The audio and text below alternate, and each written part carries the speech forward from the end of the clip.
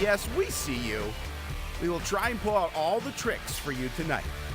So pick a seat and get something to eat, because we are all excited to bring this one to you. Hey, nice sweater. Concentrate on Chris, because Joe wants to show you how to boogie. Sports Night is next. You're a dork. Happy New Year and welcome to Sportsnight. I'm Joe Young. I'm Howie Shapiro, and we hope everybody had a happy and safe, fun New Year's. Now we're off to a new season, a new year, 2015. And yet nothing has changed. No, well, of course not. I'm still not smart enough to behave myself in front of rolling and I'm just cameras. not smart enough. So part of that I knew was happening. Part of it, I should have known.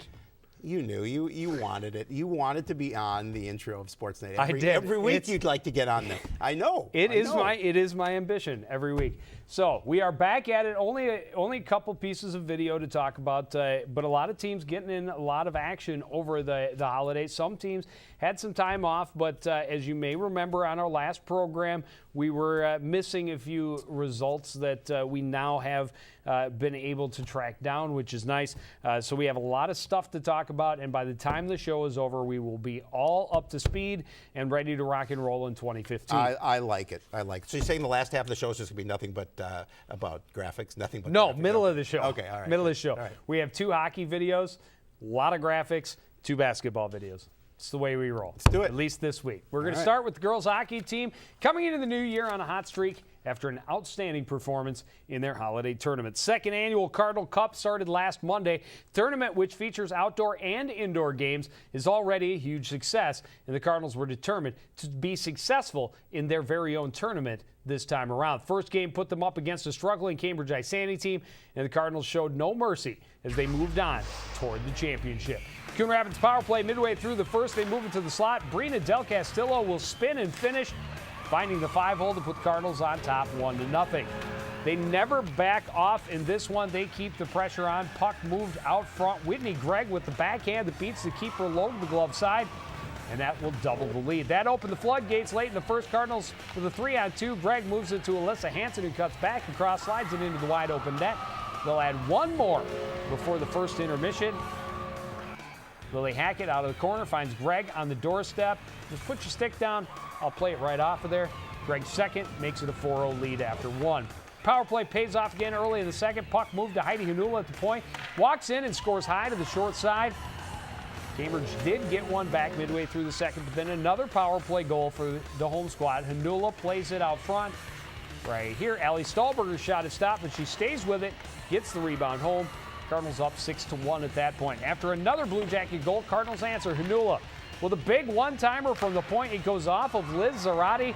It's Zarate's first varsity goal, and it gives Coon Rapids a 7-2 lead after 2. They don't let up in the third. Lily Hackett racing down the boards, cuts out front, and she scores. Cardinals add 2 more in the period, including another power play goal.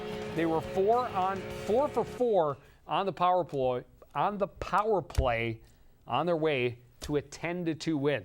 Yeah, they played well, and this was a team coming in that they knew that they could dominate if they played their best game, and they certainly did. I thought, and scoring 10 goals obviously is a nice way to start that tournament. They really look good on not only offensively, but they look good defensively as well. Well, and something that this program and a lot of Coon Rapids programs have struggled with in the past is playing to the level of their competition. Yep. They play really well against those great teams, but against teams that they know they should not allow to play with them at all, they let them hang around in the game. Definitely not the case against the Blue Jackets. It was really nice to see them not only get that lead early, but then to keep the pressure up and just keep pounding away. And when they got their 4th power play, it's late in the 3rd, and we're doing the game, and I said something about you almost don't want the power play at this point because you have that perfect record going. And then they score another power play goal. Is well, if you're going to be able to, because they showed you. They did. They did. It's not often that you can be perfect on the power play for one game, especially when you have 4 opportunities. Oh, yeah. So very nice job that night, ladies. They followed it up in the semifinal against Duluth, the team that beat them in the semifinals last year. Cardinals paid them back this time around, beating Duluth 2-1. Lily Hackett had a goal and an assist. Brina Del Castillo had the other goal. Brandy Del Castillo and Alyssa Hansen each had assists. Brittany Buell made 19 saves. That put the Cardinals into the championship, and they beat up on the Lumberjacks 4-0 over Cloquet Esco Carlton. Bailey Ryan and Lily Hackett, a goal and an assist each. Allie Stahlberger and Whitney Gregg had the other goals for the Cardinals. And they kept the pressure off their keeper. Brittany Buell made just 14 saves to get that victory. Back into conference action. This was actually on Saturday, not on Wednesday. This was on Saturday, just this past Saturday, into the new year. Cardinals started off right. They beat Champlin Park 2-0. Brina Del Castillo gets both goals. Hanula had a pair of assists. Hackett and Hansen each had an assist as well. Buell had to work a little bit harder. 20 saves to get the shutout in that one. But back-to-back shutouts for the Cards and their keeper. Remember, shutouts, while the goalie gets a lot of credit, that's really a team thing because it means they're keeping the pressure off of their netminder. Yeah, no doubt. And they just, what did they give up? 3 goals in that tournament, and then the shutout, obviously, against Champlin. They're playing really well, and you look at where they are in the standings, right in the middle of the Northwest Suburban right now, and I feel it feels like they're on this little bit of a roll, an opportunity for it to continue on. Well, I texted back and forth with Coach Christofferson over the weekend after the win against Champlin. She's really excited about the way her team is playing and really excited about keeping that momentum going as they get into the second half of their conference schedule. Now, this week is going to be a test for them. They're at home for 2 games. They host Anoka on Tuesday, and the Tornadoes a little bit down this year, but still a quality program. And then a big test on Saturday. They get the Blaine Bengals. They beat the Bengals at Blaine early in the year 2-1, and I guarantee those Bengals are incredibly hungry for a little bit of revenge. It'll be a really good game, fun one to be at. Yeah, we will have results of both of those games coming up for you next week on Sports Night. Boys hockey team traveled north to Eveleth for a holiday tournament. They started out against Kitson Central and they lose 3-2 in the opener on Monday. Mike Fredrickson getting both of the goals, both assisted by Jake Kellner, and those 2 goals came like 20 seconds apart. Good that they can get the goals in spurts. Yep. Disappointing they couldn't add a couple more of those spurts along the way. Zach St. John made 19 saves. Cardinals lose 3-2. On Tuesday, they dropped a 4-0 loss to Mankato East. Shots were dead even. Cardinals put 28 shots on the Mankato East keeper, but he had the better saves percentage at the end. Max Ammon got the start for the Cardinals. Made 24 saves, but the Cardinals just couldn't get any offense, so they lose that one 4-0. In the final of that event, they face the host Eveleth Gilbert, and they tie 2-2. Brent Johnson getting a pair of assists. Nick Gervais and Wilfred Raker-Rebeck had the goals. Zach St. John made 37 saves. And I don't remember what the exact number was, but the Cardinals outshot in that one. Zach St. John, another stellar night in net for the Cardinals, and they get the tie. And coming out of it, we talked to Coach Mo a little bit. He was really excited about the way the team was playing. He said they really stepped up their game, knew that those were some pretty tough teams up on the Iron Range, but he felt pretty good about the way they were playing in that tournament. Well, and he really liked how they closed it out against Eveleth. Thought that was the best game of the 3 that they played up in that tournament, and felt, maybe they're on a little bit of a run and an opportunity in terms to kind of turn that corner. Trouble scoring goals, and that's something that they were working on, hoping to come back and see what they could do once they got back into conference play. Yeah, that is something that has challenged the program for a number of years and continues to be something they need to improve on. Well, the boys returned home on Saturday and returned to conference play, as we talked about, as they welcomed Armstrong Cooper Wings. The Cardinals were feeling pretty good after that tournament in Eveleth, as we talked about, and were hoping to keep their level of play up as they started the second half of their schedule. But the Wings, they were coming in hot. They were a little over 500 and had scored 11 goals to earn back-to-back wins in their previous 2 games. Clearly, they would present the Cardinals with an incredible challenge. The Wings bring the pressure from the opening puck drop, and it pays off. Just over 5 minutes in, Corey Gilbert intercepts a pass, takes to the slot, as you saw, beating St. John with a quick wrister. The Wings just keep pounding away in the first. Just over 10 minutes in, St. John able to make initial save, but then there's a scrum, pile up right in front of the net. Kyle Sweeney finally able to dig out the puck. gets some free scores to give the visitors a 2-goal lead, as you saw there. Now they're going to add to it. Coming up here, just 37 seconds later, off a face-off, St. John stops the first shot, but Sweeney is there for the rebound, netting his second of the night. Armstrong Cooper outshot the Cardinals 20-4 in that first period and had a 3-0 lead after one. The Cardinals did not get a lot of scoring chances in this one. Zach Havelka has one right here, but it just rings off the post. Just over 5 minutes left in the second. Wings on the attack again. Sweeney with another chance, and again St. John makes the save. But Josh Adams right there to get the rebound. That would make it 4-0. That would be the final score. Cardinals outshot 38-9 in that game, and we talked about during the game scoring opportunities. They've been getting pucks on the net, but they haven't been scoring. This game, only 9 shots on goal. You can't win hockey games that way. No. They have to find out a way to be able to get not only shots on goal, but find the back of the net. Well, and as we talked about during that game, I was really impressed with this Armstrong Cooper team. Especially that first their line. breakout is incredibly impressive. They do not, once they have possession of the puck in their defensive end, they are on the march toward the other end. And when they get an opportunity on net, it's not just one.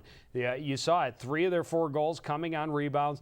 They were crashing incredibly well, and Zach St. John making a lot of first saves, and maybe that wasn't his best night in net as far as controlling some of those rebounds, but some of those rebounds, there's no chance, no goalie in the world. You could put the best NHL keeper in there, and he may not be able to control all of those rebounds either. And the fact is, once that first shot was made, they had all 3 of their forwards crashing, and they were loving the dirty goals, and that's what Coach Charleston talked about in the second intermission, is that they really like those garbage goals. They're going to get them any way they can get them. They're going to throw it to the net and just put bodies in there and jam away, and it was definitely effective against the Cardinals. A biggest thing for them, too, for the Wings, they got 21 shots on goal in that first period. Coach Charleston also told us that they're typically a slow-starting first-period team. I think they gained the momentum right there. They were impressive. I mean, they kept the action down in the Cardinal end for most of the game. Yeah, and the one bright spot for the Cardinals out of that 4-0 loss is that they did seem to play better as the game went on.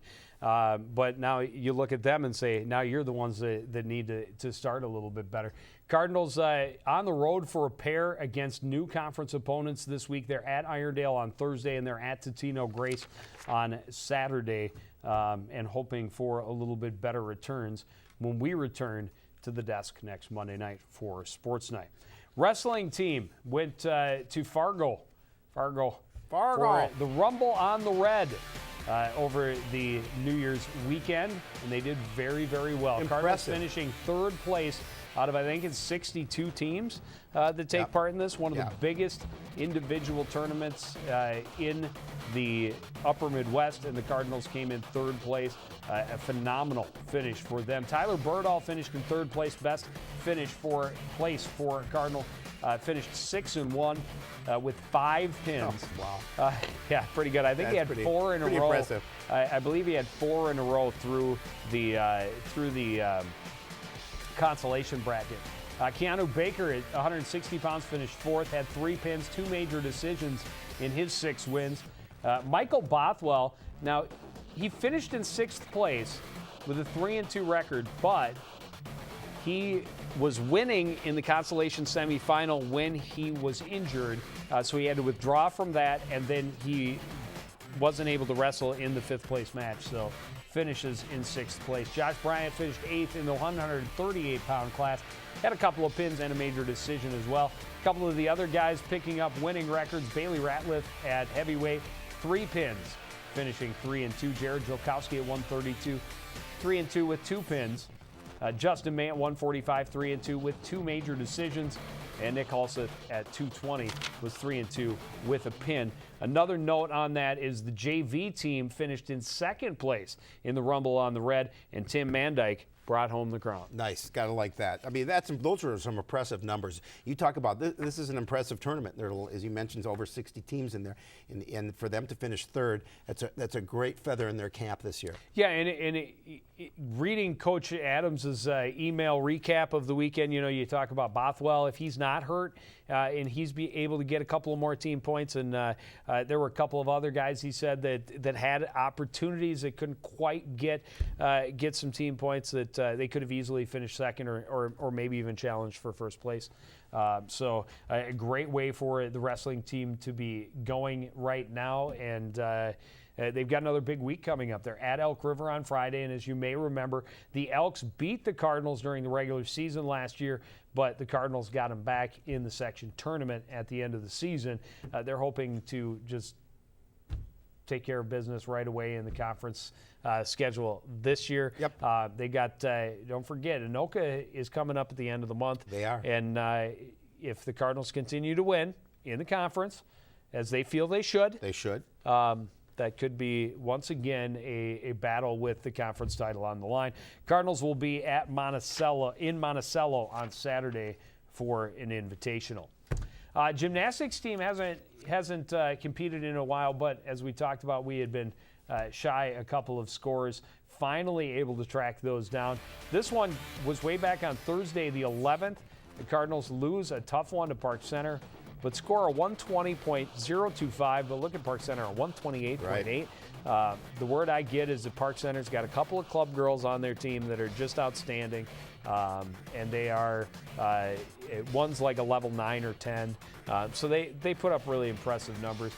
Good numbers for the Cardinals, though. Hannah Gross finished second on the bars, third on the vault, fourth on the beam. Kennedy Koval was fifth on the floor. That was the top finish for a Cardinal, by the way, on the floor, which many of the girls consider to be their best event. You know, they had 4 Park Center girls leading the way. Hannah Gross finished third in the all-around, and Becky Lammers was fifth, both scoring over 30 points. But again, a 120 is a nice score. Then on Saturday the 20th, Cardinals, their biggest number in, several years. Yeah, it has been a while. Since they have put up a 127.2. That is very impressive. They win over Anoka with a 122.55. Hannah Gross, first place on the vault. Kennedy Koval, third place on the bars. Hannah Gross, second on the beam with an 8.05. Kennedy Koval, second place on the floor with an 8.85. Gross and Koval finished 1 and 2 in the all-around. 33.05 and 32.7. You know, it's nice to see that score. 127.2. Yeah, we talked about it, and they said we hope to score in the 120s. That's our goal, and continue to move up. Well, they there. wanted to start in the 120s, yep. and then they said 125, maybe even 130. And we're thinking, okay, that might be a little bit of a lofty goal. But well, right there at 127, you know, they've got some things that they can build on, and that's a nice score, no matter who you're competing against. Yeah, and they just about every meet they're continuing to get a couple more points, so they mission accomplished. Yes. So far, or a success so far, we should say. Maybe not accomplished because you still got a lot of season left. Cardinals are at Centennial on Friday. They host Champlin next Saturday. Swim team also has been off since before our last program, but we were missing a couple of their results. Again, it was winter break. It was tough to get a hold of some people with those school emails. Yes, but, definitely so. We were able to track down those results, and here they are for you. On Tuesday the 16th, Cardinals lose to Fridley 101-77. Austin Frazier with first place finishes in the 200 IM and the 100 back. Alex Schmidt is second place in the 200 free with a time of 2 minutes 5.79 seconds. 200 medley relay and 200 free relay teams both taking second as well. On Thursday the 18th, Cardinals lose to Anoka 100-71. Schmidt a first place finish in the 200 IM in a time of 2:23.96. Aaron Rosso a second place finish on the diving board. Alex Schmidt another second place finish in the 100 fly. 200 medley relay continues to be strong. A second place finish in 2:01.69. Tate Andrews a third place finish in the 200 free. 2 minutes 29.21 seconds. Then on Saturday the 20th, the Cardinals in the Bengal Invite, they finished in 8th place in this one. Best finisher was Austin Frazier with a 10th place finish in the 100 backstroke. An 11th place finish for Schmidt in the 200 IM, as well as in the 500 free. 400 free relay team finished in 13th, and Austin Frazier another solid finish in the 100 free, taking 14th place in 56.94 seconds.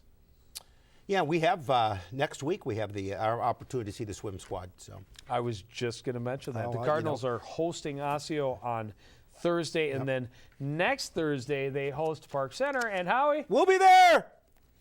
I got Get some out. new waiters, so it's like I can't wait. I was going to say break out the shorts and the T-shirt, Yeah, but so, yeah. might as well get out the Get the waiters Get going. out the waiters. Don't forget your nose plug. Yep. Don't forget your nose plug. Nordic ski team has actually had the entire 2-week winter break off. I think they do a trip every year. They do winter camp, and they go north and work on technique and do some practicing, but no competitions over the last 2 weeks. And with the weather hopefully cooperating this week, they'll get back to action on Tuesday with a Northwest Suburban Conference 7.5K Classic. And then next Thursday, they are scheduled to have a 5K skate against Blaine and Irondale. Alpine ski team. Also another result we were trying to track down from December the 16th. Cardinals first race of the year. This was at Wild Mountain. And remember, the numbers are slim. Not a lot of depth, so they don't really have the numbers to compete. They're going to finish in 8th place a lot this year. But what we want to watch is the times and see how those continue to improve from now through race 5. So here's an interesting one. We got 2 Jakes leading the way for the boys. Jake Lure in 25th place with a 129.78, and Jake Sides with 40th place with a 144.38, followed by Josh Wheeland, whose younger brother Jake is on my hockey team. Aaron Caroon was 44th, and Nico Tweedy. I love that name. That's a great name. It's a good name. Nico Tweedy finished 58th in a time of 2:14.92. Girls team, just 3 girls on the team. Now, this is the interesting part. You had 2 Jakes and a Josh. Yep. Here you've got Maddie and 2 Emmas. Nice. Emma Pearson and Emma Bolin. You have 2 Bolins, the Bolin sisters. Different spelling. Yeah. About 4 centuries later. Yeah, exactly. You're talking about But Maddie, a great finish for her. 4th place overall in 1 minute 2.94 seconds. Emma Pearson was 27th, and Emma Bolin was 33rd in 1:16.95. So they have their second race coming up at Trollhagen on Thursday, and next Tuesday they'll be back at Wild Mountain for race number 3. Very nice. Should talk some basketball. We're running out of time. We're running out of time, and we've made it through that huge chunk of graphics, and we're back to video. How about that? That's good. I like it. Boys basketball team will return to conference action on Tuesday this week after a less than stellar performance at last week's Tiger Holiday Invitational in Fridley. First round put the Cardinals up against my alma mater, Minneapolis Southwest, last Monday. Lakers were just 1-8 on the year, but they put up big numbers, averaging over 80 points per game. Defense would be key for the Cardinals, but they would also have to be able to keep up with the fast-paced offense Southwest would bring. Cardinals were cashing in on their chances early. Great little give and go with Sam Carver feeding Peyton Foy on his way to the lane for 2. Foy was one of 5 Cardinals in double figures for the game. Still early in the first half, Cards working down low to Carver, who will go strong to the baseline score over Brandon Hawkins, part of a team-high 23-point effort for him. Cardinals leading this one early on. Peyton Foy hit a couple of 3-pointers. Coon Rapids was in front by as much as 5 points. The Southwest responds with a couple of big runs, and Dakota Fleming shooting the lights out. Super long-distance 3-pointer, clearly hot from beyond from outside the perimeter. He's also out on defense, comes up with a steal, then pulls up. It's another long 3. He had 4 3-pointers in the first half, and Southwest had runs of 20-4 and 11-2. One more time, defense turning to offense. Keon Alexander with a steal, Fleming with a finish from the top of the key. Southwest went to the locker room up 49-30. Lakers continue to capitalize in the second. Another steal for Alexander. Drives and dishes to Arthur Frazier for the easy 2. Then a sloppy inbound taken away by Fleming, who scores again. Southwest lead is over 20 at that point. Cardinals made a late run to cut the lead to 8 with a few minutes left, but the Lakers were faced A.J. Ray with a drive for 2 of his 22, and then another steal on the inbound by Alexander. Leads all scorers with 27. Southwest goes on to the 91-84 win. Again, getting down big in the first half really hurt the Cardinals. And maybe not a team that's built to make that big comeback, but they did a decent job of cutting the lead. They really did, and then they got sloppy. And then they got sloppy, and I thought Southwest, that was your alma mater? Really? Did you play any sports there? Maybe. Tiddlywinks. Right. But seriously, I thought they did a nice job of cutting that lead after it was so They big. did. But athletically, They did. I thought Southwest just took charge a little bit, and then especially that sloppy play you talked about made it difficult. I mean, you can't. They are incredibly athletic, and you Yep. have to be aware of that. And for the Cardinals to just kind of toss the inbound in when there's a guy. Yeah, he's only a couple feet behind the guy you're intending to toss that ball into, but he's really quick. He is very quick. So when He's you very toss quick. that, just toss it in like that, it's just a lazy, sloppy play, and Southwest was jumping on it when they had the opportunity. On Tuesday, the Cardinals took on Fridley, and they lose this one a little bit closer, but they lose 59-53 to the host Tigers. Timmy Wynn led the Cardinals with 19 points. Sam Carver added 12. Tyrion Johnson had 10, and Peyton Foy added 8. Cardinals have had a little over a week to lick their wounds from that event. They are at Andover on Tuesday, and they host Totino on Thursday. Girls play basketball as well. They did. They do, and they do. They still do. Well, that girls basketball team will host Andover this Tuesday, and the Cardinals finally have a little momentum on their side this season. The Cardinals hadn't won a game coming into the holiday tournament in South St. Paul. First round will put them up against Concordia Academy, a team that was 5-1, but wasn't used to the type of competition the Cardinals face most nights in the Northwest Suburban. Cardinals setting the pace early. Carly Anderson gets down low, then hands off to Megan Morehouse to the finish. Cardinals up early. Well, they were controlling the action on both ends of the floor. Ball poked loose, and Marina Nyberg takes it on the run, laying it up and in easily at the other end. Nice to have Nyberg healthy and in the lineup again. She's going to hit the three-pointer right here. Part of 10 in the game. Cards up by 6. We're going to move to late in the half. Great hustle by Nicole Fraser to save this one right to Jessica Kohler for the finish. Cardinals up 26-22 at the break. We're going to move to the second half now. Fraser with another dime this time, setting up Kaylee Porsche down low. Porsche led the Cardinals with 18 points in the game. The Beacons did go on a 15-7 run briefly to take the lead, but the Cardinals answer back-to-back three-pointers by Nyberg. And then this one coming up here by Morehouse. Put the Cardinals in front. We're good. They won the game. 55-50 was the final score, and they played well. They did. Yeah. They did. And it was fun for a number of reasons to see them take the lead early, to see them respond after falling behind and come back to win and play really well at the end, and also to see Marina Nyberg back in the lineup after missing 3 games with the flu, and that team's still struggling with a couple of players out sick, but still able to get the win, and their first win of the year, and that was big. And they followed it up with another one. They beat the host Packers on Tuesday. Beat South St. Paul 42-32. Nyberg leading the way with 14 points. Kaylee Porish added 10. Cheyenne Siner back in the lineup. She was out of the game against Concordia with the flu, as was Mackenzie Wilkins, so they both missed just the one game and came back to contribute, helped the Cardinals to that 42-32 win.